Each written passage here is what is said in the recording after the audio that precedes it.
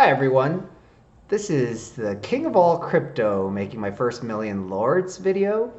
I noticed there isn't a lot of good videos out there about Million Lords, especially with advanced strategies.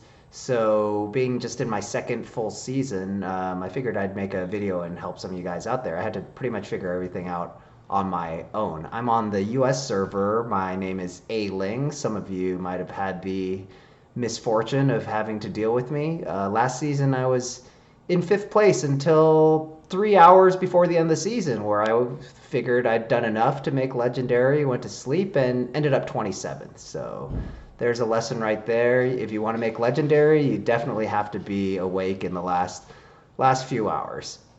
So a couple of basics.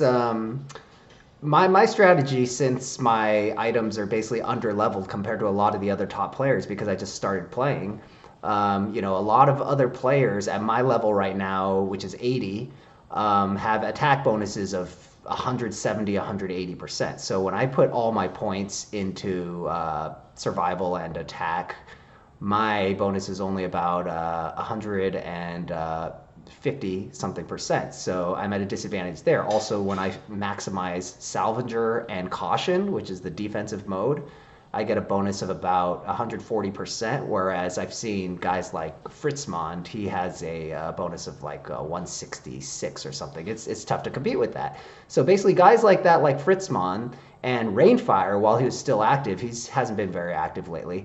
But with their awesome items, they can basically just play defense the whole game. They can just scavenge for inactives, just accumulate cities, get hundreds of cities, and then just defend them using Salvager. Since when they get attacked, they can level their cities a little bit, and basically they can defend their cities for free, win or lose. Or they could spend a little bit of gold and get most of the gold back and win the battle and get experience, and they can continue indefinitely that way.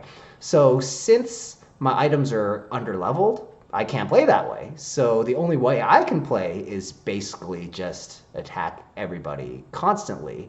And the problem with that is it's risky. So when you do my strategy, you really have to be careful who you attack and where you attack. I don't attack anybody near their castle because their troops could be there and they could just pop out and defend using troops, which would be a disaster for me. So this season I've been wiped out twice, and I could do better. I'm trying to go the whole season without getting wiped out. So at level 80, I have 4 billion troops, but if I hadn't got wiped out those couple times, I'd have 5 billion troops, and I'd be pretty much unstoppable. I'd probably have the most troops in the game, which is my whole goal. Basically, in the end, what you want is to have the most soldiers, because the cities change hands constantly. What you need to do is accumulate soldiers. So I never attack a city that's unless I have at least 3 to 4 times the strength of the city, so that if they level it just a little bit, they won't be able to win the fight. So, for example,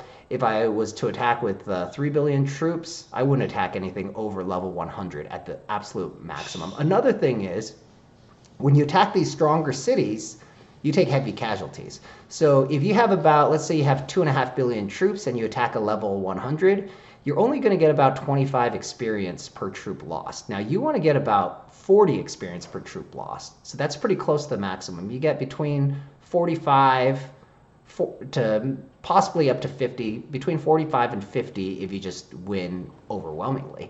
So you want to avoid taking heavy casualties, and you want to avoid the risk of hitting the big cities. Now, the exception to this rule is if you're intentionally keeping your power low, your kingdom power low, or if you're inactive, you're not that active, so your kingdom power is naturally lagging behind other people. Well, then, if you have an experience bonus from attacking people with higher kingdom power, 150% or 200% bonus, well, then you might want to go for some bigger cities. But that's a risky strategy. I tried that strategy early on in the game until I got wiped out one time, and then I figured the trade-off's not really worth it. Since I'm pretty active, I'm losing a lot of opportunities. I'm losing opportunities to gain gold by attacking, as well as gaining gold and experience when someone takes the city back. So with my style, when I'm in the attacking mode, I just attack, attack, attack. Right now, I look for cities between level 90 and 100 and just hit them all. I don't care who they are.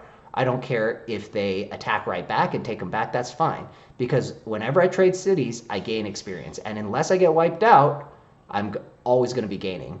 So even if they get 2x experience on me, the fact that their kingdom power is lower, I'm not worried about that because they're always going to be behind. So if I'm attacking 10 players and they're all only attacking me and they're getting 200% experience, I'm still going to be ahead of them in levels. Most of the players I'm attacking right now are between levels 75 and 78. I don't think they're ever going to catch me.